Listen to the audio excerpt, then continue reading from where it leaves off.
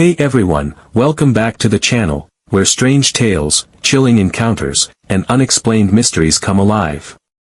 If you're into UFO sightings, abduction stories, or high strangeness that'll make you question reality, you're in the right place. Today, we're diving into a lesser-known but absolutely eerie alien encounter that happened right here in the US deep in the heart of Texas, back in 1975. It involves a blue-collar metalworker, a quiet rural road, a mysterious object in the sky, and a night that would change his life forever. So grab your coffee, or maybe something stronger. And let's unpack one of the most chilling alien encounters you've probably never heard of.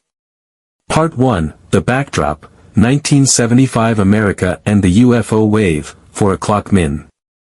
Now before we get to the actual encounter, we need to take a quick look at the era this happened in, because the context is everything.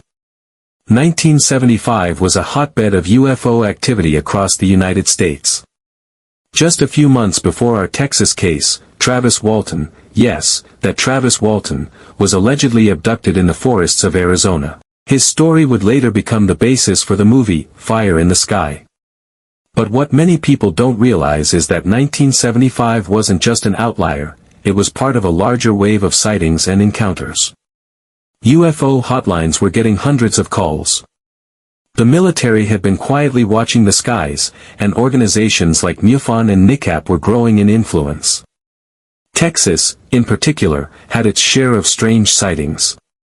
Ranchers near the Rio Grande, oil workers near Odessa, and even airline pilots around Dallas had reported unusual lights in the sky. Which brings us to our man, a metalworker whose quiet life was about to be shattered. Part 2, Meet the Witness. Who was he? 3:30 minute. Let's call him Joe, not his real name, but that's what he was called in early MUFON archives. Joe was in his early 40s. He worked for a subcontractor that dealt with aerospace components, welding high-grade metals in Laredo, Texas. This guy wasn't a sci-fi geek. He didn't read UFO books. He had a family, a pickup truck, a workshop, and maybe a beer or two on the weekends, but that was it. People who knew him described Joe as honest, stoic, and definitely not the type to make up wild stories. And that's what makes what happened to him so compelling. It was late September, just after 11 p.m. Joe had stayed late finishing up a rush order at the shop. He was driving down a rural farm-to-market road, the kind that stretches forever under a canopy of stars. That's when he noticed it, a strange light hovering just above the field to his right.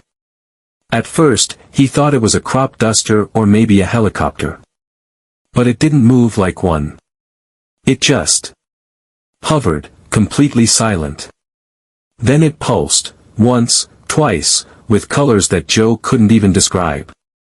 He later said it was like red, orange, and blue, all mixed but separate. Then came the real kicker, his truck stalled. The engine sputtered, the radio cut to static, and his headlights dimmed to a ghostly glow. Joe, being the practical guy he was, thought maybe he'd blown a fuse. He popped the hood. But as he stepped out, he said the temperature dropped, suddenly, like walking into a freezer. It was a hot Texas night, but his breath fogged up. And then he saw them. 3 tall figures emerged from the light. They were around 7 feet tall, dressed in tight, reflective suits. Their skin was grayish, their heads elongated, with black, almond-shaped eyes. No mouths. No ears. Joe said he tried to move but couldn't. He was frozen, like some invisible force had taken control of his body. The beings came closer, and one raised what looked like a rod or device, and Joe blacked out. When Joe came to, it was nearly 4 o'clock in the morning. He was back in his truck, which was now running, and parked on the opposite side of the road. He had no memory of how he got there. He felt nauseous, disoriented. When he got home, his wife was in tears, she had already called the sheriff. Over the next few weeks, Joe began experiencing weird symptoms, frequent nosebleeds. Strange electrical sensitivity, watches stopped working on him, TVs fuzzed out when he was near. He'd wake up drenched in sweat from recurring nightmares, always of a bright room, a metal table, and those same beings standing over him.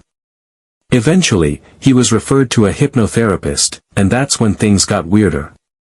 Under regression, Joe described being taken aboard the craft. Inside, he saw geometric panels, blinking lights, and what he called a star window, a sort of screen that showed constellations he didn't recognize. The beings didn't speak but communicated telepathically, filling his mind with images, some of Earth, others of distant, alien worlds. Skeptics often ask, where's the proof? Well, here's where it gets interesting. Investigators found that Joe's welding tools were magnetized, which should be impossible for non-magnetic alloys. His truck's battery had been drained, then inexplicably recharged without replacement. And in the field where he saw the craft, a perfect circular burn mark was found, roughly 20 feet in diameter. Even more intriguing. A Geiger counter sweep of the area showed traces of radiation, not deadly, but higher than background levels. These details were reported to MUFON, but the case was never made public in detail, likely out of respect for Joe's privacy. Joe's case isn't isolated. There are startling similarities with other incidents from the 1970s. Travis Walton, 1975, abducted in Arizona while logging with coworkers. Similar beings, missing time, medical examination. The Allagash abductions, 1976, for friends on a fishing trip in Maine, also describing tall beings, paralysis, and a craft with a control room. Even the Cash-Landrum incident, 1980, Texas, involved a UFO encounter that left witnesses with radiation burns. Could all these cases be connected? Were these part of a wave of visitations or experiments happening during that decade? Or, and here's a thought, were they part of a larger government operation? Think about it, aerospace workers. Isolated locations. High-tech sightings. Just how much did the government know? And when? Let's break down the possibilities. Actual alien contact. Joe was abducted by extraterrestrials. The evidence, from physical traces to trauma, supports this. But, why him? Was he chosen at random? Or for his technical knowledge? Military psyop. Could Joe have witnessed a secret craft? The 1970s were peak Cold War. Some believe he may have been a test subject, unknowingly caught in an experimental operation. Psychological event or trauma. Skeptics say it might have been a hallucination, perhaps brought on by exhaustion. But how do you explain the physical marks and radiation? Interdimensional beings. Some fringe theorists say these weren't aliens from another planet, but entities from another dimension, bleeding into our reality at moments of vulnerability. Which theory do you think makes the most sense? Seriously, drop your thoughts in the comments. I read every one of them. Joe never sought fame.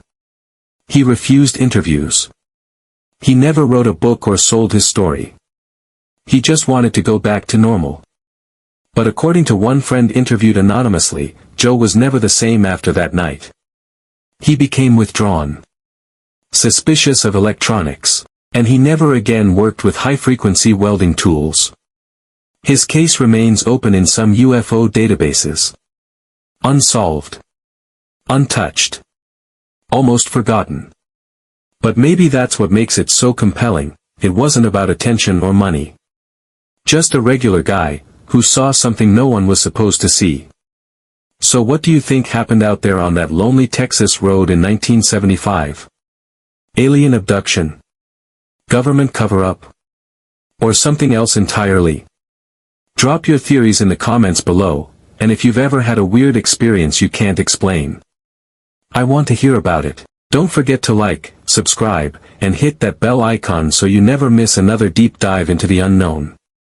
Until next time, keep your eyes on the skies, and stay curious.